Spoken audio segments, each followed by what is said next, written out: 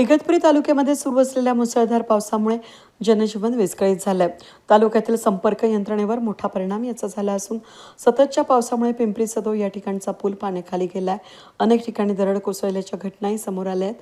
मुसळधार पावसामुळे इगतपुरी तालुक्यातील पिंपरी सदो हा पूल पूर्णपणे पाण्याखाली गेला असून या पुलावरून पाण्याचा मोठा लोट वाहतोय।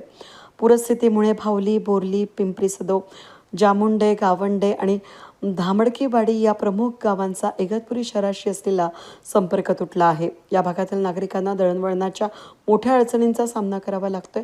पावसाचा जोर ओसरत नाही तोपर्यंत नागरिकांनी पुलावरून प्रवास करू नये असं सक्त आवाहन तालुका प्रशासनाकडून करण्यात आले।